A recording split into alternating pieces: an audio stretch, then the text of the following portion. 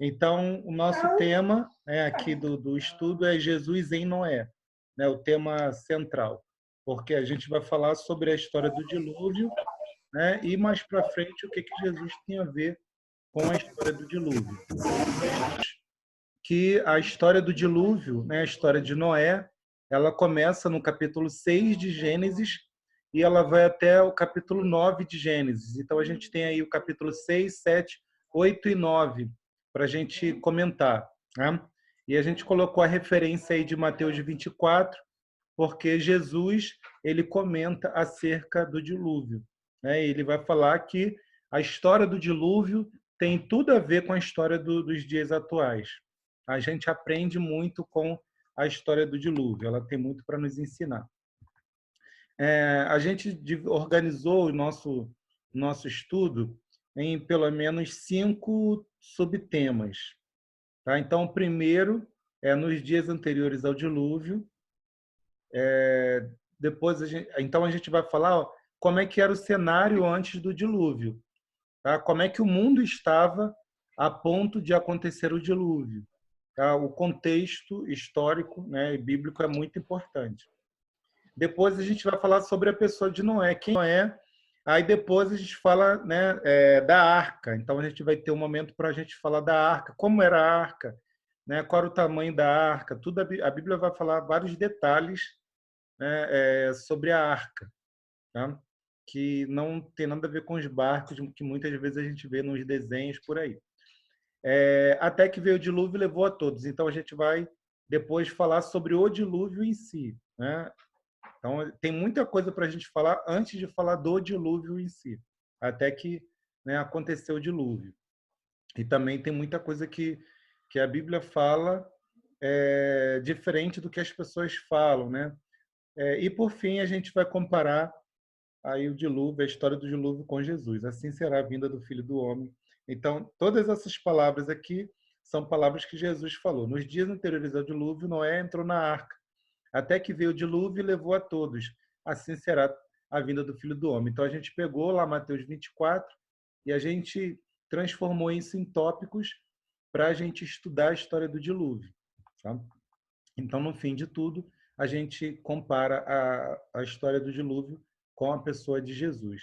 Hoje nós vamos focar, né, nós vamos começar esse tópico dentro nos dias anteriores ao dilúvio. Então, o primeiro tópico é filhos de Elohim, né, os filhos de Deus, e as filhas do homem, ou as filhas de Adão. Quem são? Se você puder abrir a sua Bíblia, ou se não puder, você pode ler na tela, o que ficar mais fácil. Se você tem a Bíblia aí, é legal porque aí você vai comparando a sua tradução com o que estiver na tela. Então você pode observar. Gênesis 6, ele começa falando de uma história, né? De uma história de um casamento. Então vamos lá, Gênesis 6:1. E aconteceu que como os homens, perdão. E aconteceu que, como os homens começaram a multiplicar-se sobre a face da terra, lhe nasceram filhas. Viram os filhos de Deus que as filhas dos homens eram formosas e tomaram para si mulheres de todas as que escolheram. Então, então disse o Senhor: não contenderá o meu espírito para sempre com o homem, porque ele também é carne, porém os seus dias serão 120 anos. E aí depois ele vai falar sobre outros aspectos, mas a gente vai focar só até aí. Então, os homens começaram a se multiplicar. E depois nasceram filhas. Ué, mas como é que eles começaram a se multiplicar e só depois nasceram filhas? Porque se eles se multiplicaram, tinha que ter filhas, né? Tinham que ter mulheres ali na história, né? Só que essas mulheres, né, elas são específicas, né, são especiais. Né? Quando essas mulheres nasceram, quando essas filhas dos homens nasceram, os filhos de Deus viram que elas eram formosas, né, que elas eram mulheres especiais.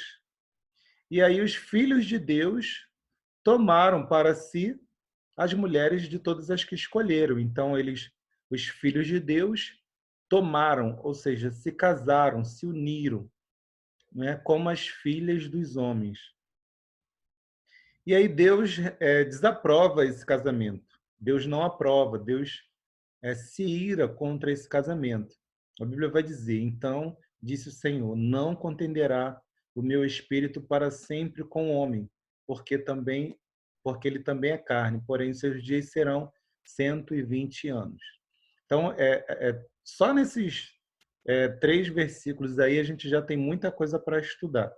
Então, hoje a gente vai focar quem são os filhos de Deus e quem são as filhas dos homens, porque esse é um assunto muito discutido, né?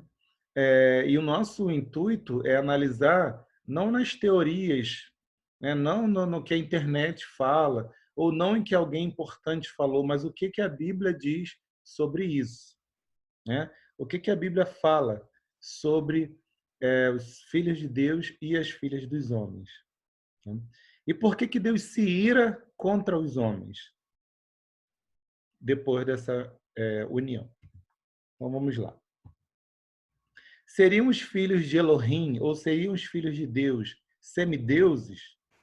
Porque essa história aconteceu antes do dilúvio. A gente está falando da história do dilúvio. Então, essa história aconteceu antes do dilúvio. O dilúvio veio sobre a Terra e depois, né, começou a nova história da humanidade. Então, os povos que vieram depois do dilúvio inventou muitas teorias. E surgiu as teorias dos semideuses, né, como na imagem aí tem lá o Hércules, né, ou homens que são filhos de Deus, né, os semideuses, Hércules e tantos outros, lá da mitologia grega, por exemplo. Então, será que esses filhos de Deus eram semideuses?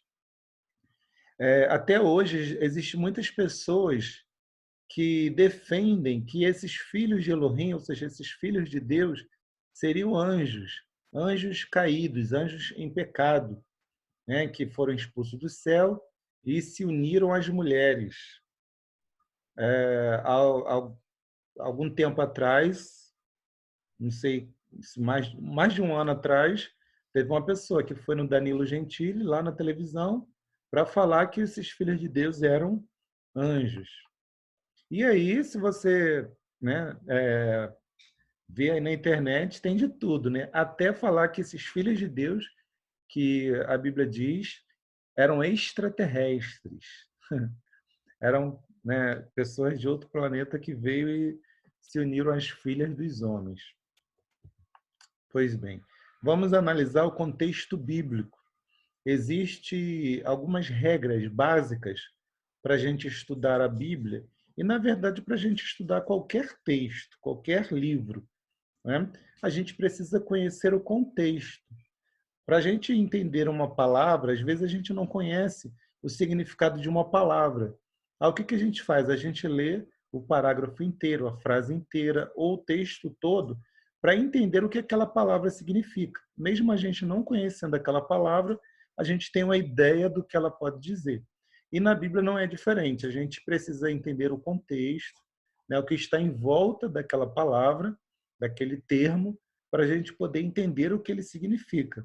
E o que o contexto bíblico vai dizer sobre isso, né? O contexto bíblico ali, se a gente pegar os versículos antes, os versículos depois, se a gente pegar a história ali de Gênesis, vai falar de semideuses? Vai falar de anjos? Vai falar de extraterrestres? Então, o que o contexto das Escrituras falam sobre esta passagem, né? Sobre Gênesis 6? Então, em primeiro lugar, vamos começar do começo. Gênesis 1. Em Gênesis 1, nós vemos Deus criando os céus e a terra, Deus restaurando, organizando o planeta Terra e, por último, criando o homem, né? Criando Adão. E aqui a gente colocou em Gênesis 1, Deus cria Adão como uma semente para frutificar. Então a gente vai analisar essa questão, essa frase que eu coloquei aí, que afirma que Adão foi criado por Deus como uma semente. Adão era comparado como uma sementinha que ele precisava crescer, né, como uma árvore e dar frutos. É isso que a Bíblia vai dizer? Vamos lá. Então, a gente tem no Gênesis 1, né, um contexto. A gente vai passar rápido, porque não é o nosso foco é chegar no Adão. Então, vamos lá. No dia primeiro, Deus fez separação entre a luz e as trevas.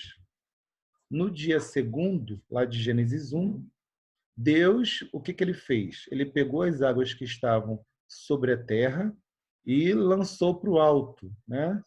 Então, ele tornou a multidão de águas que estava sobre a terra e ele fez com que as águas ficassem acima dos céus, acima do firmamento. Então, ficou água em cima e água embaixo. Isso no dia segundo. No dia terceiro, Deus pegou as águas que estavam ainda sobre a terra, ainda tinha muita água sobre a terra, e ele ordenou que elas fossem para o lado, né, que elas se juntassem e aparecesse a porção seca. E na porção seca, Deus ordenou, ainda no dia terceiro, que surgisse, né, que a terra produzisse as sementes, seja para a erva, para a vegetação e para as árvores, né, que todas elas com as suas sementes para frutificar.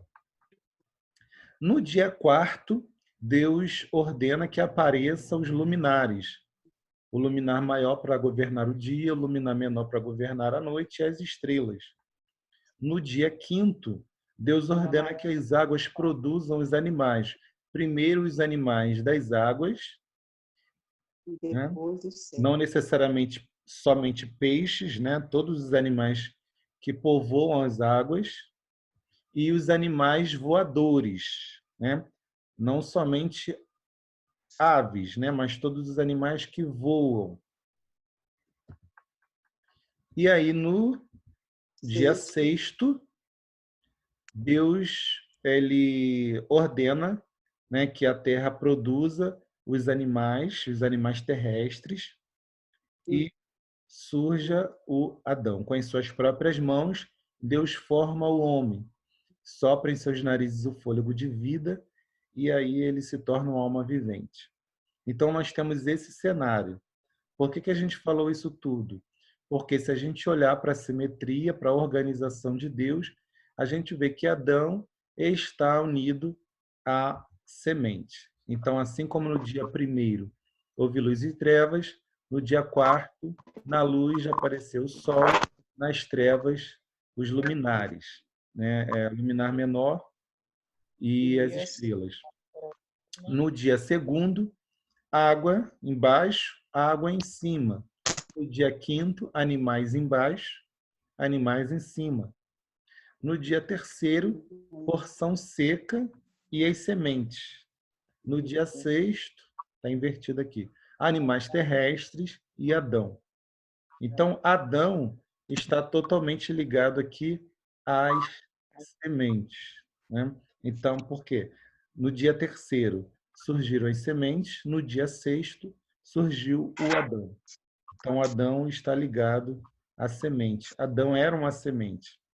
Em Gênesis 2, no capítulo 5, vai dizer que toda a planta do campo que ainda não estava na terra e toda a erva do campo que ainda não brotava. Por quê? Por que a vegetação ainda não tinha surgido? Por que a vegetação ainda não tinha brotado da terra? Aí Gênesis 2 vai dizer, porque ainda o Senhor Deus não tinha feito chover sobre a terra e não havia homem para lavrar a terra. Tá? Então, a Bíblia vai dizer o porquê aí a gente não tem a vegetação. Então, voltando para o quadro anterior, no dia terceiro, Deus ordena que a terra produza as sementes. Mas só depois do dia sexto é que Adão vai surgir, e com Adão surge, a terra começa a brotar. né? Então, Adão está totalmente ligado à vegetação. Adão é uma semente. A primeira semente que brotou da terra, que surgiu da terra, foi o Adão, porque Deus, do pó da terra, Deus fez aparecer o Adão. E no Salmo 139, versículo 13 ao 15, nós vemos que o salmista, ele de uma forma diferente, de uma forma poética, ele fala de Gênesis no capítulo 2 e 3, quando o homem está sendo criado. Ele faz essa comparação do homem como uma semente. No Salmo 139, 13, eu peguei só algumas partes aqui, né? Mas vai dizer, né? O salmista Davi vai dizer: Tu me teceste no ventre de minha mãe. É como se Deus fosse uma pessoa que faz, né? Não é costura que fala, né? Fugiu agora a palavra. Não é obra de tecelão mesmo, né? Que vai tecendo, né? Os fios, entrelaçando os fios, né? Vai surgindo os tecidos. Né? No caso, o nosso corpo, as células unidas, elas são chamadas de tecido. Né? E Deus, o salmista vai dizer que Deus teceu ele no ventre de sua mãe. Né? Deus é como se tivesse ponto por ponto, célula por célula, vaso sanguíneo por vaso sanguíneo. Deus foi construindo, né, a gente no ventre da nossa mãe. Aí ele fala: Eu te louvarei, porque de um modo terrível, né, e tão maravilhoso eu fui formado, eu fui feito. Aí ele diz no versículo 15: Os meus ossos não te forem cobertos, quando no oculto fui feito. Olha a palavra, no oculto fui feito. Então, ele estava no oculto, né, lá no ventre da sua mãe, né, na escuridão. Aí ele solta esse termo: e entretecido nas profundezas da terra. Então, aí ele liga o fato dele ser gerado no ventre da mãe com Adão, que foi gerado nas profundezas da terra, né? Que Adão foi feito do pó da terra, né? Foi gerado do pó da terra. Então a gente percebe aí, de uma forma poética, Adão ele sendo comparado a uma semente que dentro da terra, né, ele foi formado. Então, como existe lá, né, uma semente, né, o espermatozoide, ele gera, né, toda o corpo de uma criança, vai crescendo até, né, normalmente nos 9 meses, a criança sair do ventre. E assim também, né, o homem, né, Adão, ele lá dentro da terra, né, como se ele fosse uma semente que foi germinando até sair da terra. E aí Deus, em Gênesis, no capítulo 1, no versículo 27 e 28, diz assim: criou Deus o homem, né, macho e fêmea os criou, e Deus os abençoou e lhes disse: frutificai, multiplicai-vos, enchei a terra. Então, essa palavra frutificai, ela está também totalmente ligada à semente. Né? O homem, né, assim como ele foi comparado com a semente, lá como a gente viu, né, se a gente comparar os 6 dias. Nos 6 dias, o homem está totalmente ligado à semente. Em Gênesis 2, afirma que as sementes só brotaram depois do Adão. Então, a segunda confirmação de que Adão e as sementes estão totalmente ligadas. No Salmo 139, nós, né, o ser humano, no ventre da sua mãe, é comparado a uma semente lá dentro da terra. Então, a terceira comparação. E agora, né, a quarta comparação de Adão com uma semente. Adão, ele recebe a bênção de frutificar, multiplicar e encher a terra. Então, nós vemos aí esse primeiro verbo, essa primeira missão, essa primeira bênção de Adão, frutificar, ou seja, Adão ele deveria, sim, depois de brotar da terra, crescer, né, amadurecer, se alimentar, se fortificar, a ponto, né, até o ponto em que ele iria gerar frutos. ele iria frutificar. E que fruto seria esse? Se a gente ligar o frutificar, o multiplicar e o encher a terra, assim como uma pequena semente, ela pode um dia se transformar em uma grande colheita, né? Um campo fértil com muitas árvores, com muitas sementes, de uma só. Assim, Adão também, ele deveria ser como uma semente que iria gerar muitas outras sementes como ele, muitos outros homens como ele, né? É claro que o desejo de Deus é que o homem fosse santo, fosse obediente a Deus e assim enchesse a terra de homens santos, de homens obedientes a Deus. A gente sabe que não foi essa a história. Aí, quando a gente lê, né, o restante de Gênesis 6, a gente vê do que a terra se encheu. A terra não se encheu de homens santos e tementes a Deus, né? A terra se encheu de violência e de corrupção, né? Mas o objetivo de Deus, o sonho de Deus, era que Adão, né, o primeiro homem, enchesse a terra de pessoas que, como ele foi criado sem pecado, né? E aí a gente compara aí com uma árvore com muitos frutos. De uma semente só, essa árvore ela foi produto de uma semente só, né? Foi uma semente só que gerou essa árvore todinha. Só que uma semente ela pode gerar centenas de outras sementes. Esse era o objetivo de Deus, né? E se a gente for olhar pelas escrituras, em todas as escrituras, do começo ao fim, nós vamos ver muitas passagens que se refere que faz a comparação do homem como uma árvore, do homem como uma semente, do homem que deveria. E aí um homem é comparado a vários tipos de árvores no decorrer da Bíblia, né? Ou plantas. Tá? Aqui estão algumas do chamado Antigo Testamento, né? Do Taná, e também existe outras passagens também, eu coloquei algumas aqui do chamado Novo Testamento, do homem sendo comparado a uma árvore. Então, uma das mais famosas é o Salmo, no capítulo 1, versículo 3. Né? O Salmo 1, ele diz, né, feliz o homem, né, que não anda segundo o caminho dos ímpios, nem se detém no caminho dos pecadores, nem se assenta na roda dos escarnecedores, antes tem o seu prazer na instrução do Senhor, na lei do Senhor, e nela medita de dia e de noite. Aí o salmista diz, pois será como a árvore plantada junto a ribeiro de águas, cujas folhas não caem, dá o seu fruto na estação própria, cujas folhas não caem, tudo que fizer prosperará. Então o salmista, no capítulo 1, compara ao homem que medita nas escrituras como uma pessoa, né, como uma árvore que está perto de um ribeiro, que está perto de um rio. E tudo que ele faz prospera. É uma árvore próspera, uma árvore com muitos frutos, porque ela está perto do rio, porque ela está perto das águas.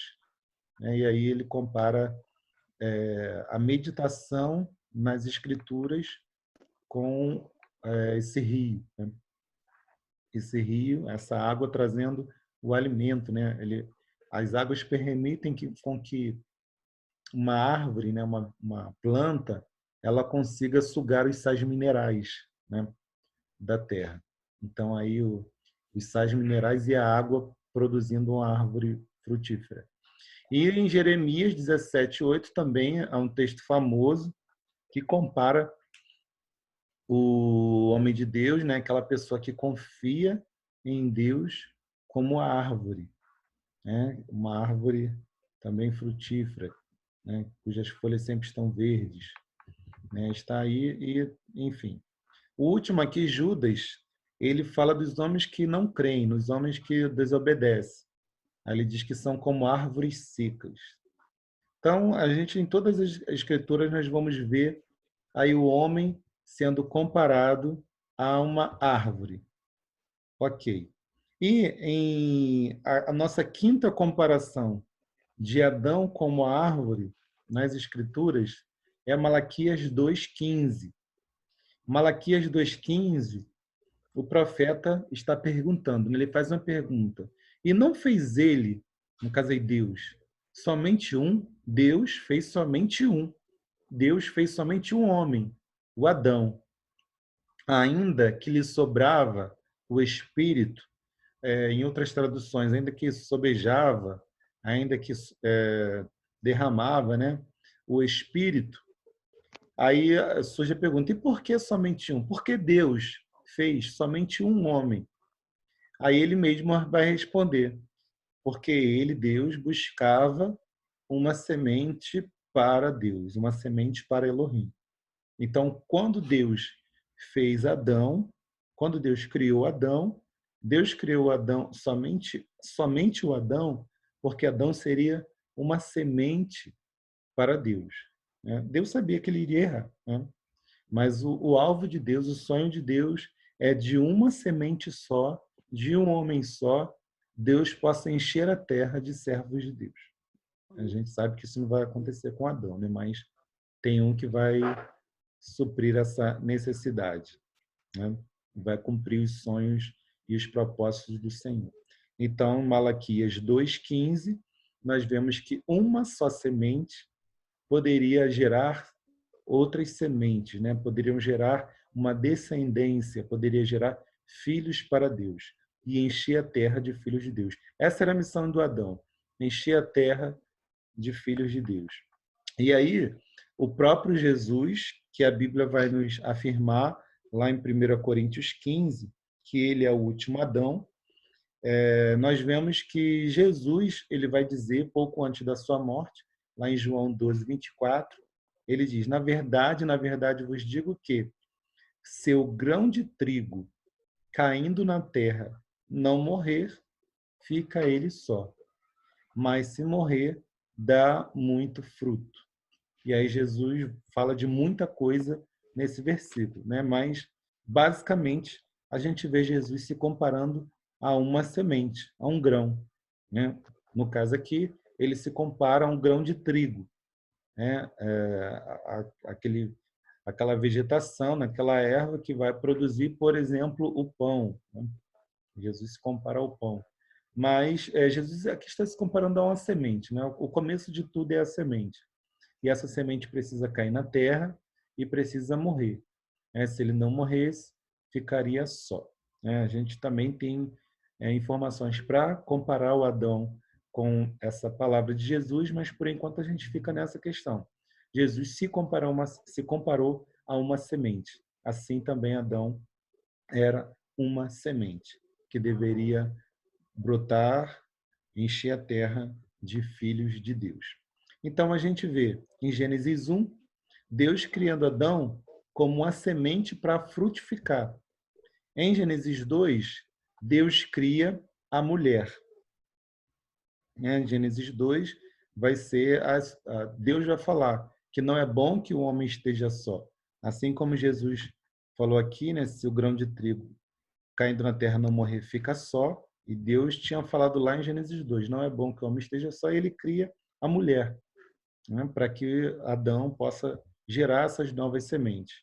Só que em Gênesis 3, a gente vê que os dois se unem e pecam, desobedecem ao Senhor, comem do fruto que não deveriam, e aí o pecado faz gerar, então, a má semente. Surge, então, a má semente. Deus queria que Adão fosse uma semente que frutificasse filhos para Deus. O mundo só teria filhos de Deus. Mas em Gênesis 3, a gente vê surgindo, né, a má semente. Então, por exemplo, né, no juízo que acontece sobre tanto o homem quanto a mulher quanto a serpente, nós vamos aí ver essa má semente surgindo. Se Deus tinha falado lá em Gênesis 1 que o Adão precisava frutificar e encher a terra, agora existe um problema. Em Gênesis 3, depois do pecado, a terra vai ser maldita, né? Foi amaldiçoada por causa de Adão. E a terra vai gerar espinhos. Então agora não tem só uma semente abençoada, tem uma semente amaldiçoada. A terra não vai se encher de filhos de Deus mais. A terra vai ter maldição, e a terra vai ter espinhos que vai tentar impedir com que a semente, com que os filhos de Deus cresçam e frutifiquem. No juízo sobre a mulher, também existe essas duas comparações, né, das duas sementes. Quando Deus fala que a mulher, né, deveria agora ter a sua dor multiplicada, os cachorros brigando aqui, mas tudo bem. A mulher deveria ter a sua dor multiplicada, e com dor ela daria à luz filhos, e ela seria dominada pelo desejo do marido. Então a gente vê aí o duelo. Antes ela teria dor? Teria, né? Mas não seria tão grave, tão forte. Agora a sua dor seria multiplicada, porque agora ela vai gerar filhos, né? Espinhos. Ela vai gerar a má semente. Então a boa semente poderia até produzir alguma dor, né? Normal, natural. Mas agora, depois do pecado, a má semente vai trazer grandes dores para a mulher. Isso não significa que quando a mulher tem muita dor é porque é má semente, e quando tem pouca dor é boa semente. Não é nada disso, tá? É só uma figura de linguagem para a Bíblia, né, nos trazer que existia agora uma diferença entre as sementes. E para deixar ainda mais claro de quem seria o pai dessa má semente, Gênesis 3,15, né, quando Deus disse para a serpente: porém, inimizade entre ti e a mulher, entre a tua semente e a sua semente. Então, Deus já deixa claro em Gênesis 3,15 que agora existe uma semente da serpente e existe uma semente da mulher. Existe uma semente abençoada que deveria encher a terra, e existem os espinhos. Existe uma semente que produz pouca dor, existe uma semente que produz muita dor. Mas, né, a esperança, Deus disse, né, para a serpente que a semente da mulher feriria a sua cabeça, né, embora a serpente lhe feriria o calcanhar. Então, nós vemos aí, tanto no juízo sobre o homem, que a terra seria amaldiçoada e produziria espinhos, surgindo a má semente. A mulher sofreria grandemente dor ao parto, porque surgiria a má semente. E agora, né, em Gênesis 3,15, Deus revela, através dessa comparação, né, de Satã com a serpente, então Deus revela que Satã teria uma semente. Satã geraria filhos, né, geraria filhos, e ele faria guerra contra a semente da mulher, contra o descendente da mulher. Alguns por aí ensinam, né, que o Satanás, né, teve relação com a mulher e gerou filhos dela. Isso é impossível, né? Satã é espírito.